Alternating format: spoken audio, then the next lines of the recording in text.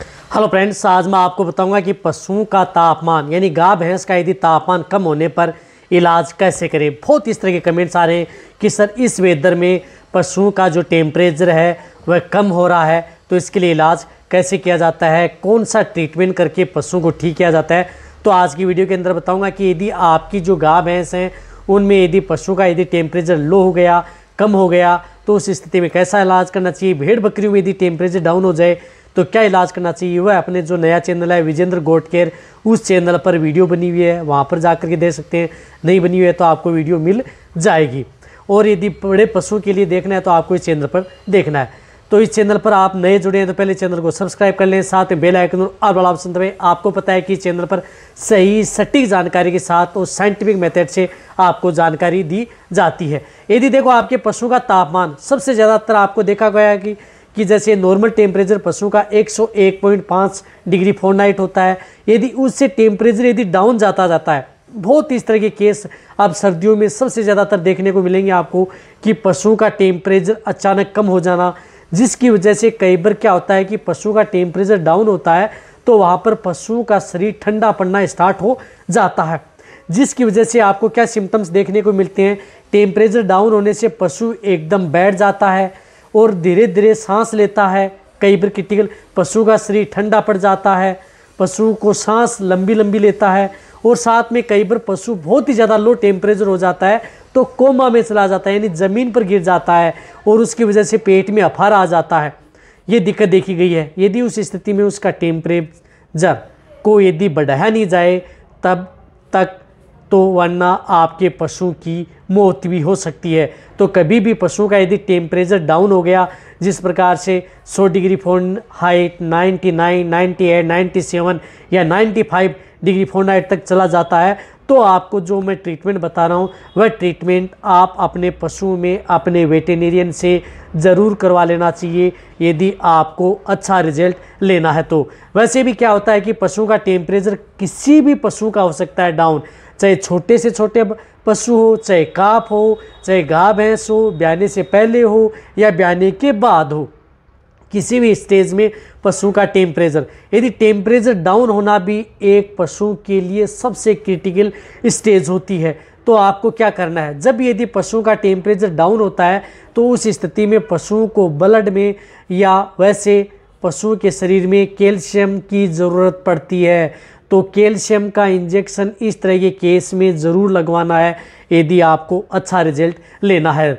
जिस तरह से ये कैल्शियम का इंजेक्शन आता है कालवीट 12, न्यू इंजेक्शन आता है जो मार्क का आता है कालवीट 12, ये इंजेक्शन आपको प्रयोग करें। जिस तरह से ये इंजेक्शन आता है इस तरह का, तो ये इंजेक्शन जो बड़े पशु हैं, जो गाय भैंस हैं, उनमें आप 20 ml से लेकर के 30 ml इंट्रामस्कुलर ये इंजेक्शन लगाया जाता है।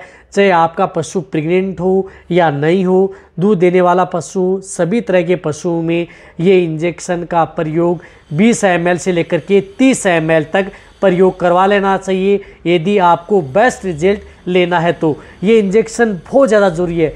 ये इंजेक्शन लगने के बाद में आपको दूसरे दिन भी आप ये इंजेक्शन रिपीट कर सकते हैं, लेकिन ये शुरुआती स्टेज में उस पशु को ये इंजेक्शन लगवाएं। यदि टेम्परेचर बहुत ही ज़्यादा डाउन चला जाता है तो पशुओं के ब्लड के अंदर यानी खून में कैल्शियम का इंजेक्शन लगाया जाता है। जिस तरह से कालबोरल आता है, कैल्शियम बोरोग्लूकोनेट, ये ड्रिप है, ये 450 ml पशुओं के ब्लड के अंदर चढ़ाई जाती है। नॉर्मल है तो आप इंजेक्शन से भी पशुओं को कंट्रोल कर सकते हैं। तो सबसे पहले आपको कालवीट इंजेक्शन, यदि कालवीट या कालबोरल ले रहे हैं तो आपको कालवीट लगाने की ज़रूरत नहीं है। इन दोनों में से आपको एक ही इंजेक्शन प्रयोग करना है। अब ये क्या है कि इनके साथ कई बार पशु क्या आता है कि कोमा में चला जाता है। यदि पशु होश में नहीं आ पाता है तो वहाँ पर आपको कोर्टिकोस्टेरॉइड इंजेक्शन की ज़रूरत पड़ती है। यदि कोमा में यदि पशु चला जाए, कोर्टिकोस्टेरॉइड में आप इस तरह के इंजेक्शन का उपयोग करें, चाहे आपका पशु प्रेग्नेंट हो या नॉन हो, उन सभी में आपके पशु के लिए सेफ रहे। तो इसके लिए आप जो आइसोफ्लूपेरिडोन जो 60 का इंजेक्शन आता है, इस इंजेक्शन का उपयोग आप अपने पशुओं में करवा सकते हैं। ये जो गाय भैंस है इनमें 5 ml से लेकर के 10 ml जो इस तरह का ये इंजेक्शन आता है, यानी कहने का मतलब है कि 5 ml से लेकर के 10 ml इंट्रामस्कुलर, ये इंजेक्शन उस पशु में अपने वेटेरिनियन से लगवा लेना चाहिए यदि आपको बेस्ट रिजल्ट लेना है तो, यदि पशु को वापस स्टेज पर लाना है तो। इस तरह से इस इंजेक्शन का उपयोग आपके पशु में ज़रूर करवाना है अपने वेटेरिनियन से। इनके साथ आपको कौन सा इंजेक्शन लगाना है, इनके साथ आपको लगाना है जिस प्रकार से जैसे माइक्रोलेब्स का है, मिकोनर्वा इंजेक्शन आता है, या जिस प्रकार से न्यूरोकाइन प्लस इंजेक्शन आता है, दोनों में से कोई सा भी इंजेक्शन या मिकोवेट इंजेक्शन आता है, इस तरह के केस में इंजेक्शन जरूर लगाएं जिसके अंदर मिकोबालामिन हो या मिथाइलोकोबालामिन हो, पायरोडोक्सिन हाइड्रोक्लोराइड हो, जो इस तरह का ये इंजेक्शन आता है। ये इंजेक्शन भी उस पशु को इंट्रामस्कुलर या इंट्राविनस, बड़े पशुओं में 15 ml से लेकर के 20 ml आप गाय भैंस के अंदर आप ये इंजेक्शन पशु में प्रयोग कर सकते हैं। यदि आपका पशु प्रेग्नेंट है तो भी कोई दिक्कत नहीं है, लेकिन आप इस इंजेक्शन का उपयोग ज़रूर करें, क्योंकि कई बार पशु का जो लो टेम्परेचर हो जाता है उनमें यदि आप ये इंजेक्शन सपोर्ट थेरेपी के तौर पर यदि आप प्रयोग करवाते हैं तो पशु में सबसे ज़्यादा बेनिफिट पशु में देखने को मिलता है और पशु सबसे जल्दी रिकवरी लेता है। तो आप ये इंजेक्शन भी पशु में ज़रूर प्रयोग करवाएं। इनके साथ आप उन पशु में फास्फोरस का इंजेक्शन भी पशु में लगा सकते हैं, जिस तरह से टोनोफोस इंजेक्शन। ये इंजेक्शन भी इस तरह के केस में आप सपोर्ट थेरेपी के तौर पर आप ये इंजेक्शन प्रयोग करवा लेना चाहिए। इस इंजेक्शन की डोज बड़े पशु में 15 ml से लेकर के 20 ml इंट्रामस्कुलर या इंट्राविनस यदि आप इसका प्रयोग करेंगे तो। और जैसे भेड़ बकरियों में क्या प्रयोग करना है, कितनी डोज देनी चाहिए, उसके बारे में मैंने जो बताया कि आपको विजेंद्र गोटगेट जो नया चैनल है उस पर जाकर के आप, उसका लिंक आपको डिस्क्रिप्शन में मिल जाएगा, वहाँ पर आप जाकर के देख सकते हैं कि उनको या कितनी डोज देनी चाहिए, किस तरह से क्या सावधान रखनी चाहिए। तो आपको जो मैंने ये इंजेक्शन बताए हैं, ये 4 जो मैंने इंजेक्शन बताए हैं, ये चारों इंजेक्शन यदि पशुओं में इस तरह की दिक्कत हो जाती है तो अपने वेटेरिनियन से ये इंजेक्शन ज़रूर लगवाने हैं।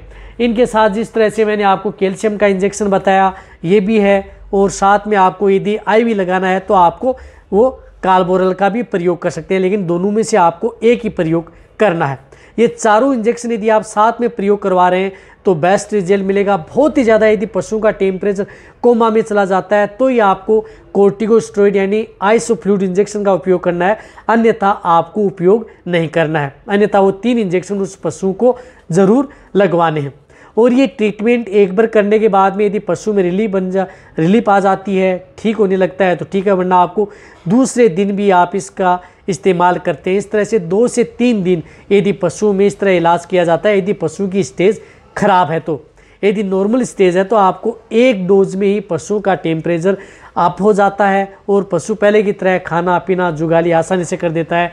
और ये इंजेक्शन पशु में इतना कोई नुकसान भी पशु में नहीं करते हैं, बट पशु में बेस्ट रिजल्ट ही पशु में देते हैं। चाहे दूध देने वाला पशु हो, यदि उसमें इस तरह की दिक्कत हो गई तो दूध जलाते नहीं हैं, नहीं दूध सुखाते हैं, बट आपके पशु को पहले की तरह रिकवरी लाने का ये काम करते। तो इंजेक्शन अपने वेटेरिनियन से जरूर लगवाना है। तो ये वीडियो जितना हो सकता है वेटेरिनियन या पशुपालन के साथ इसी तरह से वीडियो देखते रहिए। थैंक्स, धन्यवाद।